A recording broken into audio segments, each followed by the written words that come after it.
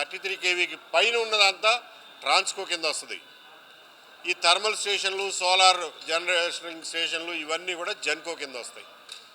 ఇది బ్రాడ్గా 3 డిస్కామ్లు ఎందుకు చేశారా అంటే 3 కొంచెం పోటీపడి ఎఫిషియెంట్గా ఒకళ్ళని చూసి ఒకళ్ళు పోటీపడి బాగా పనిచేస్తారు అని చెప్పి పెట్టారు.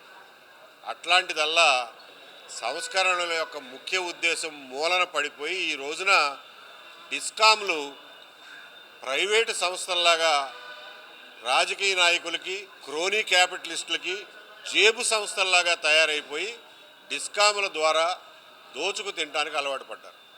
దానికి ఒక ప్రత్యక్షమైనటువంటి దృష్టాంతం ఏదైతే ఉందో అది షిరిడి సాయి కంపెనీకి ట్రాన్స్ఫార్మర్ల కొనుగోలులో జరిగిన గోల్మాలు, వాళ్ళకి ఇచ్చినటువంటి రేట్లు, అవన్నీ కూడా సాక్ష్యాలు ఈ రోజున ప్రజలందరి ముందు ఉన్నాయి.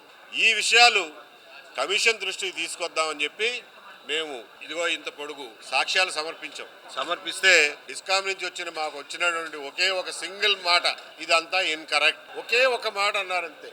ఏ రకంగా ఇన్కరెక్టో చెప్పరు. మా సాక్ష్యాలు తప్పు అయితే తప్పు అని చెప్పండి, లేదు దీనివల్ల ఇది రుజువు కాదు అంటే చెప్పండి.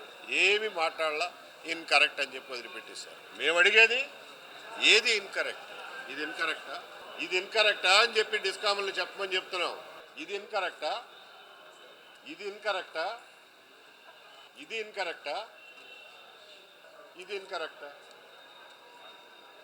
మేమనేది ఏంటంటే 2022 నుంచి మొదలైనటువంటి ఈ దోపిడీ ప్రభుత్వం మారిన తర్వాత ఈ రోజుకు కూడా కొనసాగుతూ ఉంది అని అంటే వ్యవస్థల్ని ఏ రకంగా అర్థం చేసుకోవాలి, అందులో ప్రజల పాత్రను ఏ రకంగా అర్థం చేసుకోవాలి, ప్రజలు చెల్లించేటటువంటి విద్యుత్ ఛార్జీల షాకులు ఏనాటికి ఇక పోవు అని చెప్పే పరిస్థితి ఈ రోజున ఈ రకంగా దోపిడీ జరుగుతూ ఉంటే మనకు విద్యుత్ ఛార్జీలు తగ్గటం కాదు సరికదా, ఇది ఇంకా పెరుగుతూ ఉండమే తప్ప తగ్గే పరిస్థితి ఉండదు. ఈ రోజున కేవలం దృష్టి మరల్చడం కోసం ఒక 4,000 కోట్లు, 5,000 కోట్లు, 10,000 కోట్లు గవర్నమెంట్ నుంచి కడతాము, మీకు ఛార్జీలు పెంచము అని అంటున్నారు.